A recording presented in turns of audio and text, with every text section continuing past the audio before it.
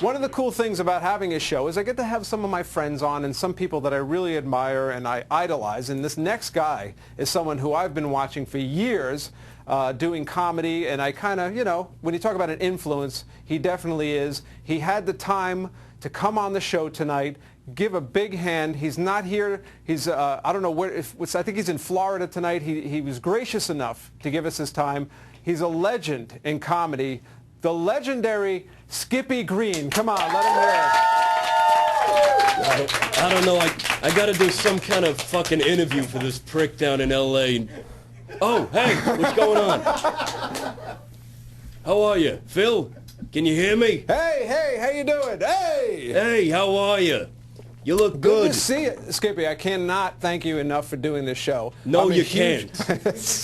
You never will be able to for the rest of your life, you prick. I'm a huge fan, and I know I see that you're playing tonight. You're at a club tonight that they're playing. Whereabouts are you? Oh yeah, this is a club out here in West Palm Beach. It's called Leave It to Beavers. Oh, nice.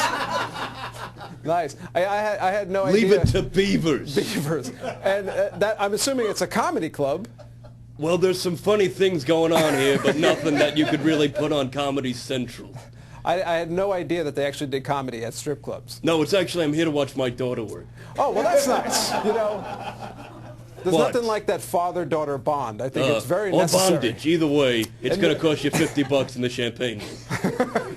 Now, for everyone who doesn't know Skippy like I know Who doesn't Skippy, know Skippy? Some people out there, I know.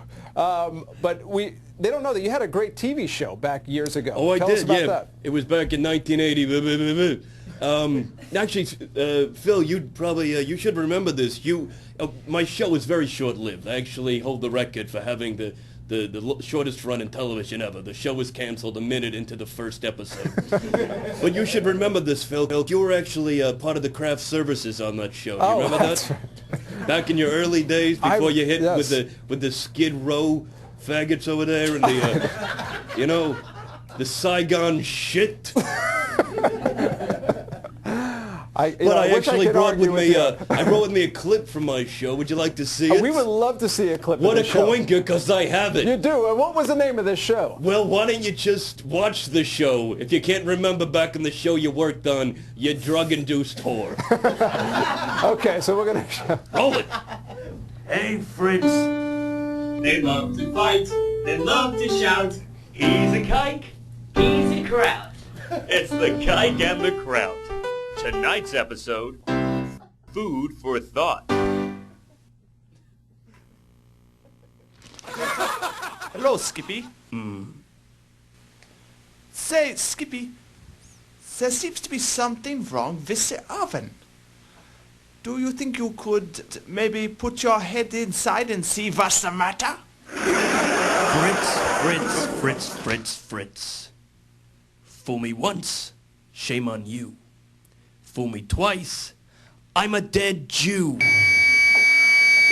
And I have no idea why. Why would they cancel that? That is cutting edge. Why didn't you applaud, audience in the studio? That's what I'm talking about. That's cutting edge TV. They were just scared. That's all it is. You know, because a Jew can't get a break in Hollywood. That's the problem. Not at all. Not at all. Never. Speaking of Jews in Hollywood, now. Yes. There's all kinds of stuff going on in Hollywood these days. You know, people are coming out and there's all these like scandals. Ricky Martin? And exactly. By the way, I knew Ricky Martin was gay for years. He was in Menudo. Break the word down, Menudo. Men you do. There's the applause that I love. Much like cocaine. Speaking of which, back to Phil. Thank you very much. I'm sure you're up on the news, so I'm sure that you've seen all these people that are coming out, all these girls saying that they having affairs with all these celebrities. Back in the old days when you were going, I mean, no one talked about that stuff. Am I right? We never, you know, you got to be honest here, Phil. We always talked about it. Just the newspapers didn't give a shit. You know, I had a gangbang with Lucille Ball and Desi Arnaz. I told everybody, didn't get one lick of press. As a matter of fact, along with my TV clip, I brought some pictures. Really? Yes, Phil Z, yes. Now, I heard, there's a rumor, and you can correct me if I'm wrong, I heard you actually came up with the original name for Lucy's show. I did. As a matter of fact, we were all in bed together, banging each other, and I said, "My God, I love Lucy's cunt." And Desi looked at me and says, "Hey, that's a good idea for a title, but take out," I can't do a Cuban accent, but he says, "Take out the cunt and we got something." From there, history is made. Reminds me, 1975. I'm going down on Nell Carter, and let me tell you, her snatch stunk. It was like an old bucket of tar. It was a kind of smell you could breathe through your mouth and still smell it. After about 2 minutes, I look at her. I go, "Nell, give me a break. The rest is history." Now, I heard about that. Too soon? Too soon. It's way too soon. So what pictures did you bring? I'm just curious. Oh, well, I brought some pictures of me with several couple of little broads I've been hanging out with. Roll one. Oh, there's me and Jenny Aniston. Nice. Yeah, nice. She's a hot piece of tail. Not too many people know this. She has a penis. Really? She's Jennifer Maniston. Jennifer Maniston should be her. All right, they're not all going to be fucking hilarious, people. Here's another one. Yes. Scoot to the second. There's me and the Olsen twins. Nice. And the best way to get an Olsen twin in bed is with a Big Mac, as you can tell there. That's me. The audience can't see the picture. Trust me, it's fucking hilarious. But yeah. And speaking of two all-beef patties, that's actually where I got the idea for the Big Mac, from the Olsen twins standing next to each other. Two all-beef patties. You did get them when they were legal, right? Yes. Okay. I don't know, because I knew you did that Roman Polanski film, so I just want to make sure everything was okay over there. That's why I've been in Africa since about 2 minutes ago. So Don't fucking make me laugh, Varone. I'll fly over to L.A. and rip your tits off. Short flight.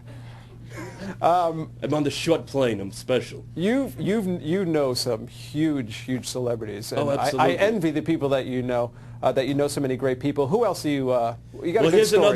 Here's another picture. This is back in the old days. There's me in the Rat Pack. Oh wow. Yeah, as you can say, it's Skippy Greene and the Rat Pack. Because let's be honest, of the 6 of us, I was the best.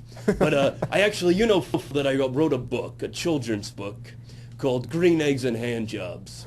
And it talked about all my best exploits, and I have one about the Rat Pack. Would you like to hear it? I would love to hear it. It goes a little something like this.